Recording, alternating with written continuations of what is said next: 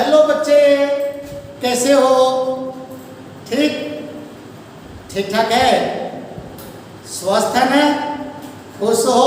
तो आइए आज के टॉपिक को ऐसा ही कुछ लेकर के आए हैं।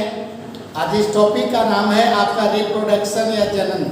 तो बेटा देखिए, यहाँ पर जनन से रिलेटेड हम कुछ वर्ड लेकर के आए हैं और वो वर्ड यानी खास करके ऑब्जेक्टिव क्वेश्चन के लिए बहुत मायने रखता है। चाहे वो कोई भी एग्जाम हो, प्रतियोगी एग्जाम हो या तो किसी बोर्ड का एग्जाम हो, उसमें ये सब वर्ड बहुत मायने रखता है अपने आप में। इसलिए इसको एकदम रट लीजिएगा। और अगर अच्छा लगेगा आज का क्लास तो लाइक शेयर और सब्सक्राइब जरूर करिएगा। जैसे देखिए इसमें कुछ वर्ड है, जैसे कि देखते हैं उत्तक संवर्धन। बेटा देखिए संवर्धन तो होता है ऐसे दो तरीका का। एक नाम सुना हुआ कायिक प्रवर्धन। अब कायिक प्रवर्धन जो होता है ये दो तरीका से होता है, एक प्राकृतिक होता है और एक कृत्रिम होता है। जैसे केला है, बांस है, सब देखिए प्राकृतिक हो जाता है। लेकिन हम लोग कृत्रिम ढंग से भी पेड़ पौधों में जनन करते हैं या नए नए पौधे तैयार करते हैं, वह होता है उत्तक संवर्धन, जिसमें हमें कृत्रिम यानी कि पोषक पदार्थ की जरूरत पड़ता है। इसके लिए हमको हार्मोन्स की जरूरत पड़ता है। इसके लिए एक खास करके विलयन तैयार करना पड़ता है, तो वो आपका कृत्रिम पोषक माध्यम इसके लिए जरूरी चाहिए।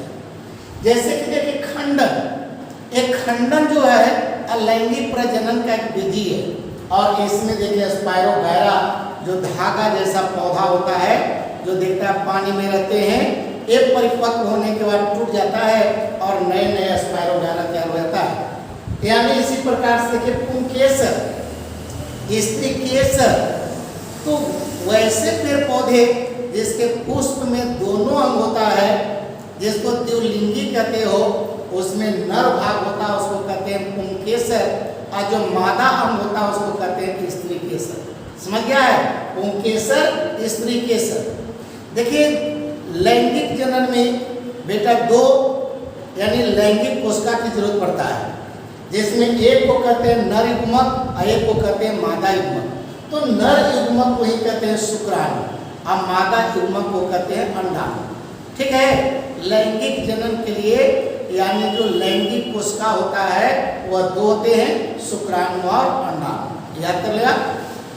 इसी प्रकार से निषेचित युग्मक यानी नर युग्मक और मादा युग्मक जब दोनों एक दूसरे के संपर्क में आ जाता है तो उनके मिलने से एक नई कोशिका बन जाती है, उसी को जायगोट कहते हैं या युग्मनज कहते हैं।